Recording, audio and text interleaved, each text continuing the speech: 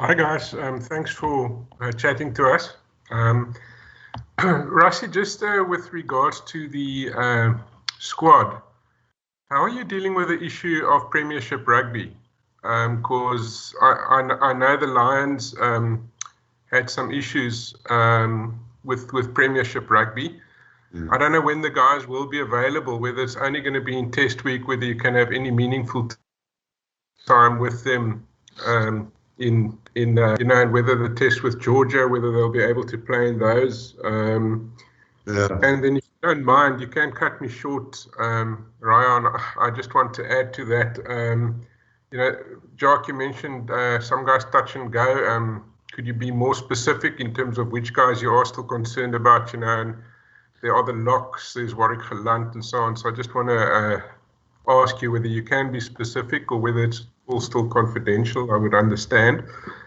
And then also just the hard lockdown. Are you guys going into the same kind of lockdown as the Lions? I mean, how are you circumventing COVID-19? Thanks very much. If you could deal with those, I would be very grateful. Thank you. Lucky Stephen, I'll deal on that first one, Jock, if you can then on the 3 or 2 injuries that we're really worried about, and obviously the guys who's all out that we know is out. Jock will deal on that, and the hard bubble, Jock, you can maybe talk about that.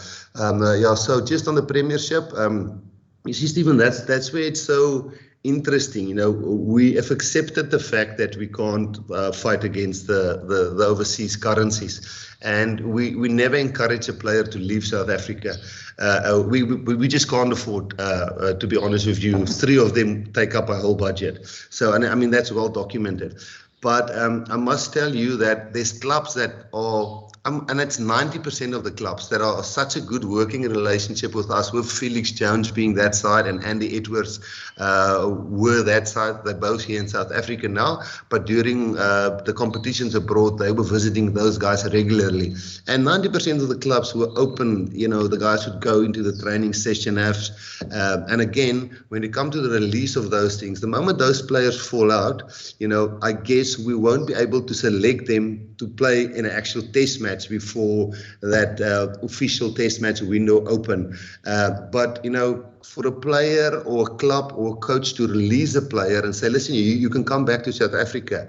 You can sit in the sessions. You can be, as a spectator or a fan, take part on a video session and those kind of things. So it differs from club to club. And, in future, we will definitely, when a player wants to go abroad and we can't afford him, but we want him to stay in the mix, and if it's a club that's really helpful and it's got a great high performance program and it's willing to work with us, like Munster, like Sale, we will say, hey, that's a good option. Like Toulouse, that's a good option. They've got a great high performance system. They're performing. Their coaches is reasonable. Their CEOs is reasonable, or their owners is reasonable. We'll encourage you. If we can't keep you, go to those clubs. And then there's the other clubs who makes it difficult sometimes for you. And obviously we will tell a player, listen, if you want to be in Springbok consideration going forward, have a second think about that one, because those guys are not normally working too well with us.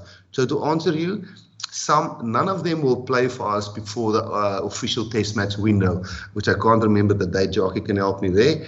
But I think a lot of them will be with us in camp doing certain activities, which might just be sometimes observing. So it's different from Premiership team to Premiership team, Stephen. Good jockey.